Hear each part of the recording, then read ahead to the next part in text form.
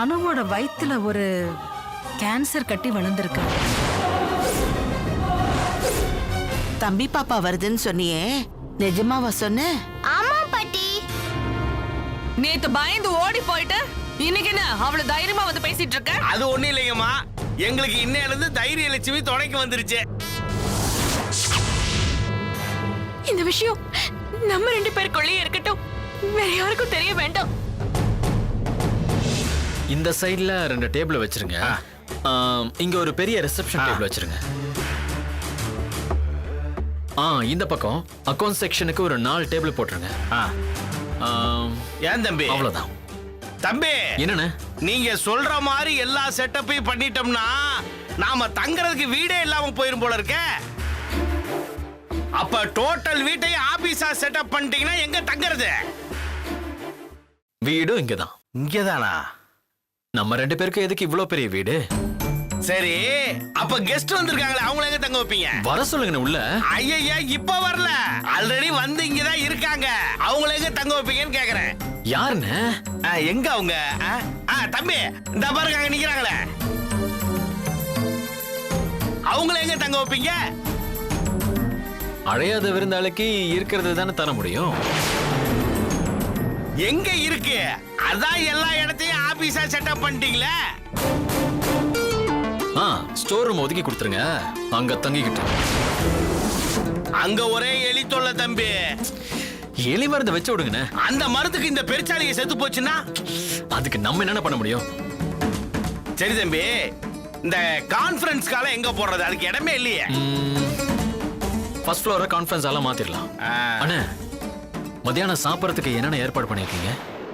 ரிஷி, என்ன பிடிச்சிருக்குன்னு சொல்லு, நான் செஞ்சு தரேன். அண்ணே, எனக்கு நீங்க வழக்கமா வாங்குற இடத்துல வாங்கிட்டு வந்துருங்க.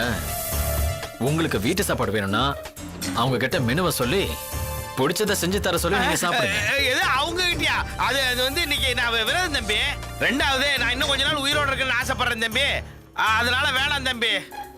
Very good. சரி தம்பி, நான் கிளம்புறேன் தம்பி. அண்ணே, அப்புறம் லட்சுமி மேடம்க்கு என்ன வேணும், எங்க வாங்கணும்னு சொல்லி கேட்டுட்டு போயிருங்க. தம்பி அதெல்லாம் முன்னாடியே கேட்டேன், வழக்கமான ஷெட்யூல் தான். சூப்பர். அப்ப நீங்க போயிட்டு சரிங்க தம்பி. என்ன பிலிம் காட்டுறியா? நான் பயந்துருவேன் நினைச்சியா? நான் மகதி, லக்ஷ்மி கிடையாது. நீ நினைச்சாலும் லட்சுமி ஆக முடியாது. ஆமா, எனக்கு மாடு மேய்க்கலாம் தெரியாது, நான் எப்படி லக்ஷ்மி ஆக முடியும்? அவங்க மாட்டையும் மேய்ப்பாங்க, உன்ன மாதிரி மனுஷ மிருகத்தையும் மேய்ப்பாங்க.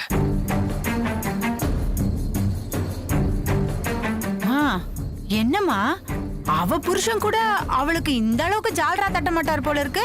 இவர் என்னடானா அவ்வளவு தெனாவட்டா பேசிட்டு போறாரு. சும்மா ரெடி, அவனை நான் எப்படி என் வழிக்கு கொண்டு வரேன் மட்டும் பாரு.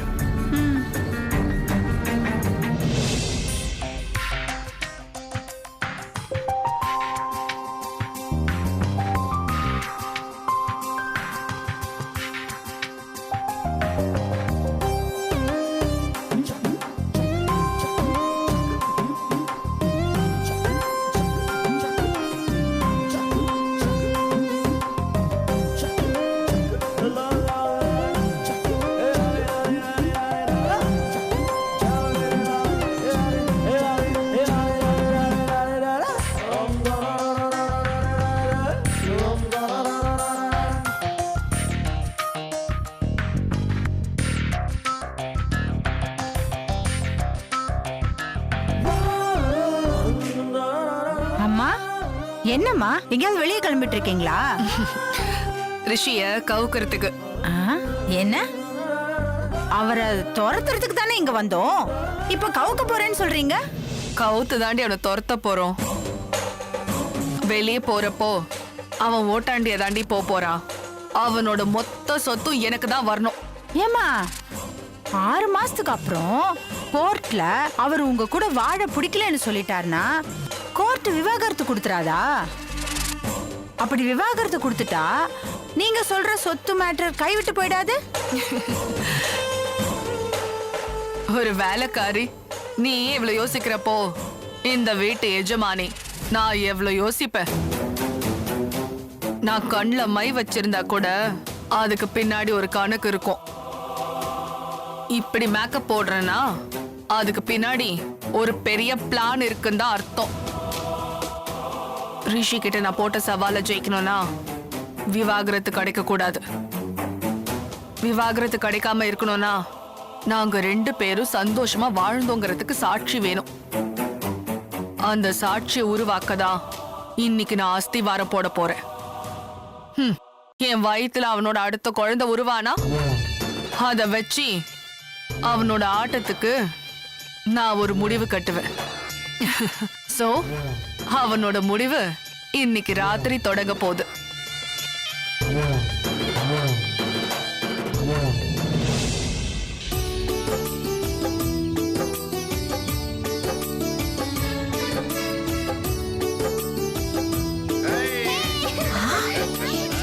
ஐயோ, புள்ள செத்த வீட்ல இப்படி கிழவ துள்ளி விளையாடிக்கிட்டு இருக்கு. இதுங்களா என்ன ஜென்மமோ. ச்சே.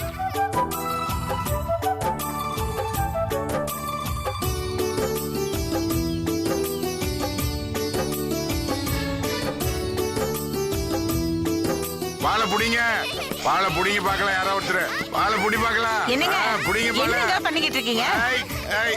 குழந்தைங்களோட சேர்ந்து குதிக்கிறீங்க. ஏய், நானும் ஒரு குழந்தை தாண்டி. இவங்க கூட விளையாடும் போது நான் குழந்தை ஆயிடுறேன். ஓ, வேலையை பார்த்துட்டு போ. ஏய், ஐயோ வாங்க, சும்மா வாங்க. இருங்களேன். ஏன் சம்பந்தியம்மா, விடுங்க, விளையாடிட்டு போட்டோம். இப்படி பேர பிள்ளைங்களோட விளையாடுற குடுப்பனை எல்லாருக்கும் கிடைக்குமா என்ன?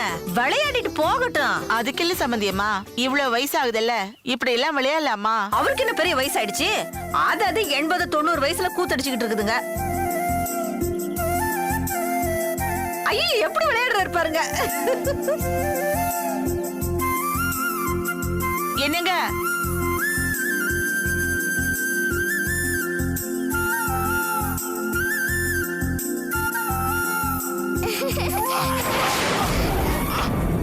ஐயோ, என்னங்க?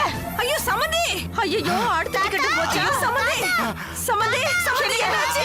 ஐயோ, ஐயோ, ஐயோ சமந்தி, ஐயோ என்னங்க சமந்தி, என்ன ஆச்சுங்க? ஐயோ சமந்தி, என்னாச்சு சமந்தி? அம்மா, யாரையாவது கூட்டிட்டு வாங்கம்மா உள்ள போய். ஐயோ, வீட்ல யாருமே இல்லையே சமந்தி. ஐயோ, எல்லாம் இந்த மூதேவினால வந்துச்சு. அவர் வாடுக்கு சோஃபால உட்கார்ந்துட்டு இருந்தாரு. வா வான்னு கூப்பிட்டு விளையாட வச்சு இப்ப அவருக்கு நெஞ்சு வலி வந்துருச்சு போல இருக்கு சமந்தி அம்மா. ஐயோ, இது வந்தது வெற்றி தம்பிய முழுகுச்சு. இப்ப இவரைய முழுக பாக்குதே. பேசாம டாக்டரையாவது கூட்டிட்டு வாங்க போயிட்டு. டாக்டரா? எனக்கு யாரு தெரியும் இந்த ஊருக்குள்ள? டேபிள்ல என் போன் இருக்கு, எடுத்துட்டு வாங்க. ஐயோ, என்னங்க பண்றீங்க? ஓடுறா பாரு. ஏய், என்னங்க? அப்படியே ஓடிறி. ஐயோ பயமா இருக்கு. ஃபோன் பண்ணுங்க.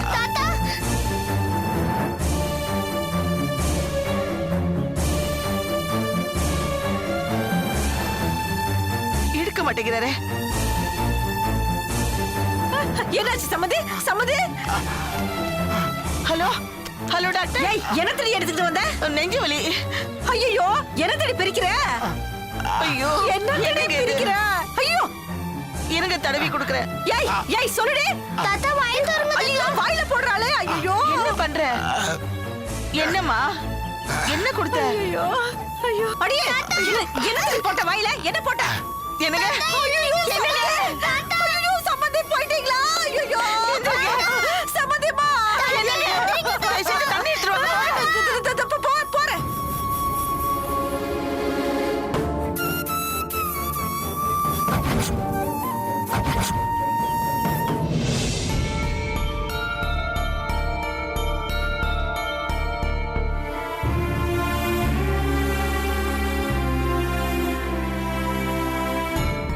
இவருக்கு என்னம்மா கொடுத்தீங்க?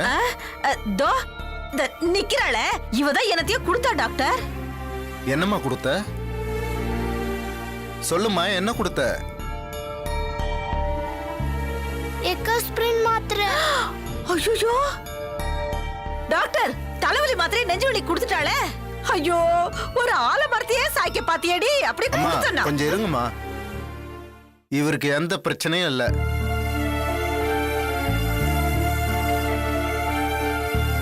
சரியான நேரத்துல அந்த மாத்திரையை இவர் நாக்கு கடியில வச்சு இவர் உயிரை காப்பாத்திட்டா. இவருக்கு ஹார்ட் அட்டாக் வந்திருக்கு. இந்த குழந்தையோட புத்திசாலித்தனத்தால இவர் பொழைச்சுக்கிட்டாரு.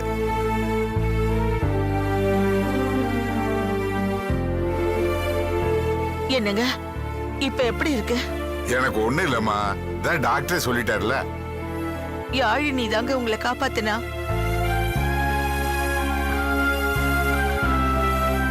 இங்க வாக்கன்னு.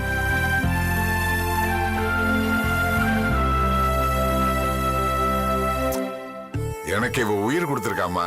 நீ குழந்தையா தெய்வமான்னு எனக்கு புரியலம்மா. என்ன பொறுத்த வரைக்கும் என் தாலிய காப்பாத்துன தெய்வமே நீதம்மா. ஏம்மா உனக்கு இதெல்லாம் எப்படிம்மா தெரியும்? தெரியும் டாக்டர். எங்க முகாம்ல இதெல்லாம் சொல்லி கொடுத்திருக்காங்க. நீ என் மகனோட குறைய தீர்க்க வந்தியா இல்ல என்ன எமங்கிட்ட இருந்தே காப்பாத்துறதுக்கு வந்தியான்னு தெரியலம்மா. ஆனா ரெண்டையுமே பண்ணிட்டே கண்ணு. உன்னை போய் நான் வேண்டான்னு சொன்னேன் பாரு, என்ன மன்னிச்சிருமா. ஐயா நீங்க உணர்ச்சி வசப்படக்கூடாது. உங்களுக்கு முதல்ல ரெஸ்ட் தேவை. நல்லா ரெஸ்ட் எடுங்க. ஏதாவது அவசரம்னா எனக்கு ஃபோன் பண்ணுங்க, நான் வந்து பாக்குறேன். டாக்டர் மறுபடியும் இவருக்கு வலி எதுவும் வராதுல்ல? பயப்படாதீங்கம்மா, அப்படிலாம் ஒண்ணும் வராது. நீங்க ஒரு தடவை ஹாஸ்பிட்டல் கூட்டு வாங்க, ஃபுல்லா செக் பண்ணிடலாம். டாக்டர். சரிம்மா நான் வரட்டுங்களா? வாங்க. வரங்க ஐயா. சரிங்க.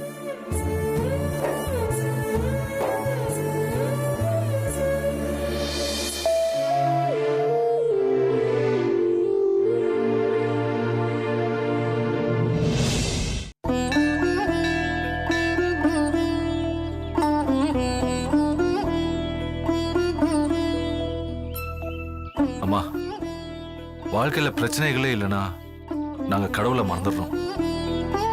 பிரச்சனைன்னு ஒண்ணு ஸ்டார்ட் ஆயிடுச்சுன்னா அதை எப்படி சரி பண்றதுன்னு தெரியாம நாங்க கடவுளை தேடி வந்துடுறோம். நான் இப்போ உன்னை தேடி வந்ததும் அப்படித்தான். எனக்கும் அணுவுக்கும் கல்யாணம் ஆகி இத்தனை வருஷம் கழிச்சும் குழந்தையே பிறக்கல. சரி அதுதான் விதின்னு நினைச்சு ஆதரவற்ற ஒரு குழந்தைய எங்க குழந்தைய நினைச்சு தத்தெடுத்து வளர்த்துட்டு இருக்கோம். குழந்தை இல்லாத குறை அது மூலமா தீர்ந்துருச்சு. மனுஷங்களால தீர்க்க முடியாத பிரச்சனையா எங்க வாழ்க்கை ஆயிடுச்சு. அந்த பிரச்சனை உன்னால தீருங்கிற நம்பிக்கையில உன் சக்தியை கேள்விப்பட்டு பல சோதனையை தாண்டி உன்னை தேடி இங்க வந்திருக்க. அணுவுக்கு கேன்சர்னு டாக்டர்ஸும் கைவிட்டுட்டாங்க. நீ உன் கரத்தால அந்த வியாதியை அவ உடம்புல இருந்து எடுத்துருவேங்கிற நம்பிக்கை எனக்கு இருக்கு. அணுவோட நான் வாழணும். எங்க வாழ்க்கை பாதியில முடிஞ்சிடக்கூடாது.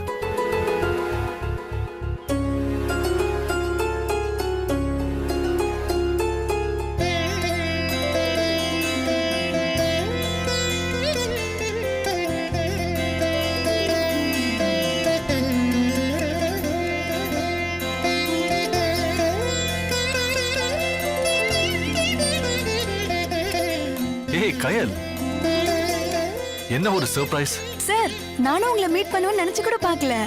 ஆமா என்ன சாமி கிட்ட பெரிய வேண்டுதலா? ஆமா கயல்.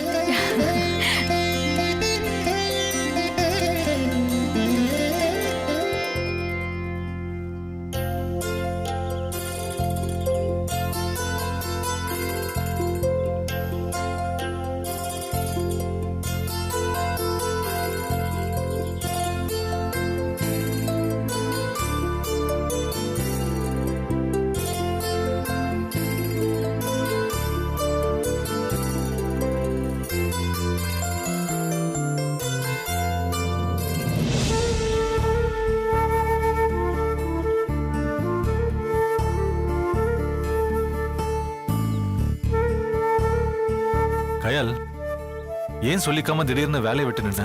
அதெல்லாம் எதுக்கு சார், விடுங்க. ஏன் என்ன காரணம்னு என்கிட்ட சொல்ல மாட்டியா? உன் ஃபோன் நம்பரை வேற மாத்திட்ட. உனக்கு ஏதாவது பிரச்சனையா? இல்ல சார், சொல்றேன்னு தப்பா நினைச்சுக்காதீங்க. உங்க வைஃப் அனுக்கு நான் உங்க ஆபீஸ்ல ஒர்க் பண்றது பிடிக்கல. அவங்க உங்களையும் என்னையும் சேர்த்து வச்சு ரொம்ப கேவலமா பேசிட்டாங்க. என்னதான் இருந்தாலும் அவங்க என்னோட முதலாளி இல்லையா? அவங்கள எதிர்த்து என்னால எதுவும் பண்ண முடியாது. அதான் சார். இவ்வளவு நடந்திருக்கு, என்கிட்ட ஒரு வார்த்தை சொல்லிருக்கலாம்ல. சொல்லி இருந்தா உங்களுக்கும் அனு மேடம்க்கும் தேவையில்லாம வீணா பிரச்சனை வந்திருக்கும் சார். ஒரு பிரச்சனையை முடிக்கணும் தான் நான் நினைப்பேன். அதான் உங்ககிட்ட கூட சொல்லாம போயிட்டேன். ஆனா அனு நீயா தான் வேலையை விட்டு போனதா சொன்னா. அதை விடுங்க. என்ன நீங்க மட்டும் தனியா வந்திருக்கீங்க? உங்க வைஃப் கூட வரலையா? வரல. ஏன்? உங்களுக்கும் ஏதாவது பிரச்சனையா? இல்ல பிரச்சனை எல்லாம் ஒண்ணும் இல்ல. சார் பொய் சொல்லாதீங்க. பிரச்சனை இருந்தாதான் கோவிலுக்கே வருவாங்க. உண்மைதான். உன்கிட்ட மறைச்சு என்ன ஆக போகுது? மனசுக்குள்ள இருக்கிற பிரச்சனைய யார்கிட்டயுமே கொட்டி தீர்க்க முடியாம தவிச்சுக்கிட்டு இருந்தேன். ஆனா இப்போ என் பிரச்சனையெல்லாம் உங்ககிட்ட சொல்லணும்னு அந்த கடவுளா பார்த்து அமுச்சு வச்ச மாதிரி இருக்கு.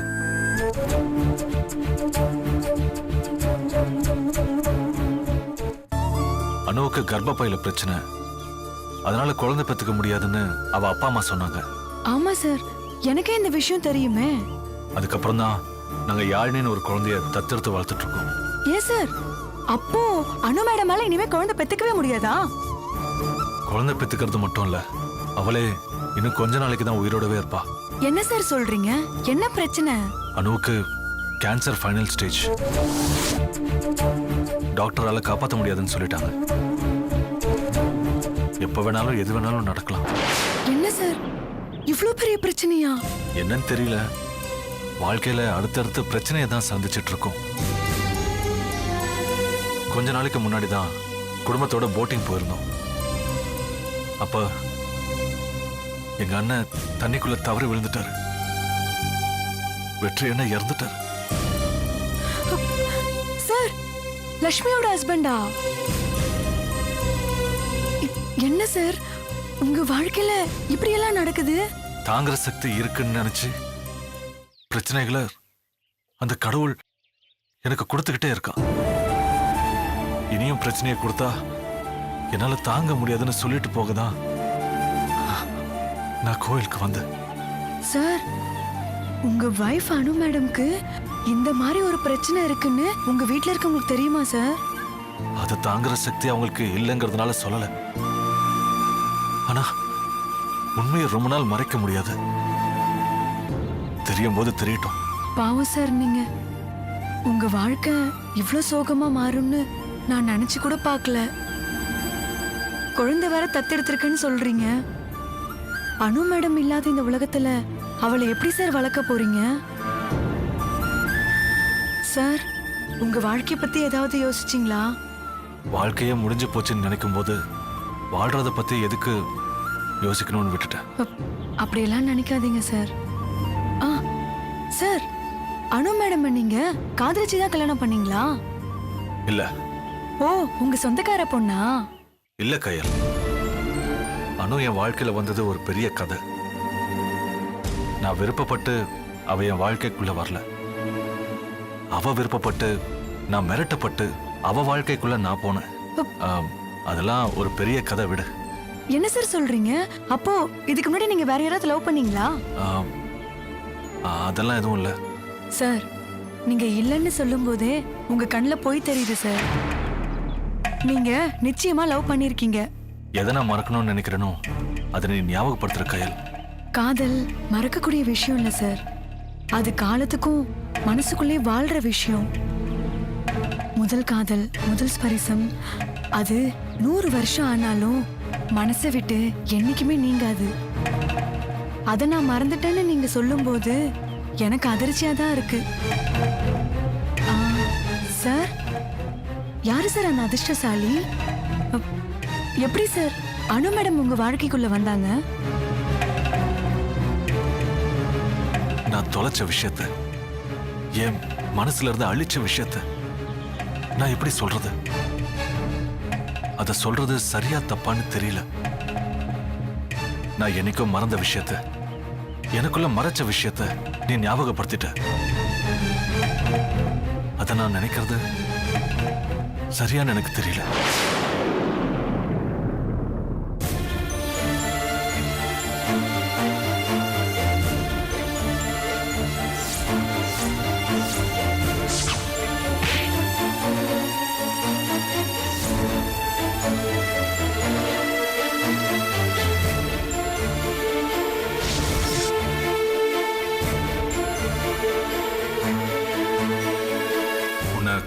கல்யாணம் பண்ணிக்க ஆசைப்படுறேன்.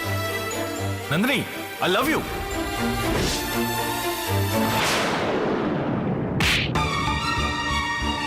உன்னை போய் லவ் பண்றேன் பாரு.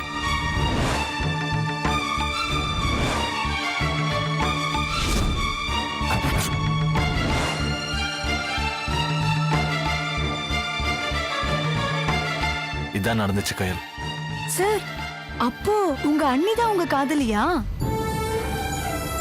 உங்க அண்ணன் விரும்புறாருன்னு தெரிஞ்சு நீங்க விலகிட்டீங்க. விலகினது மட்டும் இல்ல, நான் அவங்கள லவ் பண்ணதையே மறக்க ஆரம்பிச்சிட்டேன். இப்போ உங்க அண்ணி உங்க அண்ணனை இழந்துட்டு விதவையா நிக்கிறாங்க.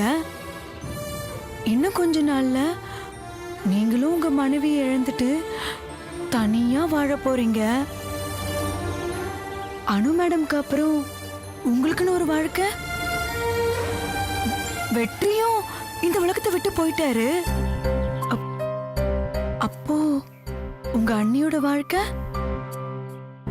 காதலிக்கிற எல்லாருமே கணவன் மனைவி ஆகிறது இல்ல. அந்த அதிர்ஷ்டம் 100ல ஒருத்தருக்கு கூட அமையறது இல்ல. காதலிச்சவங்களே கல்யாணம் பண்ணிக்கிட்டா அந்த வாழ்க்கையே ஒரு தனி சுகம்தான். அந்த சுகமான வாழ்க்கை இனிமே உங்க வாழ்க்கையில சோகமா போயிடக்கூடாதுன்னு நான் நினைக்கிறேன். ஏன் நீங்க உங்க அன்னிக்கு வாழ்க்கை கொடுக்க கூடாது?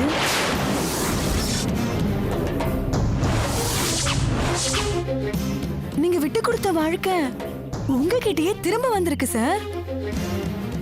அந்த வாழ்க்கைய நீங்க மிஸ் பண்ணிட கூடாதுன்னு நான் நினைக்கிறேன். உங்க மனைவியும் இறந்துடுவாங்க. நீங்க உங்க அண்ணியே கல்யாணம் பண்ணிக்கோங்க. நிறுத்துறியா? பைத்திய மாதிரி பேசாத.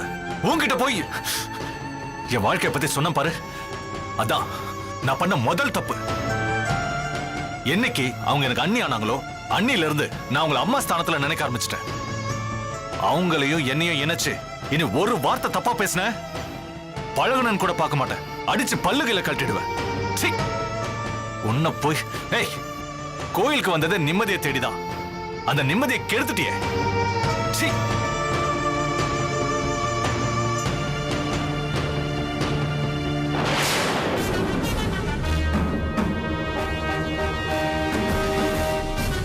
வரும், உனக்கும் காதல் வரும். வர வெப்பா இந்த கயல்.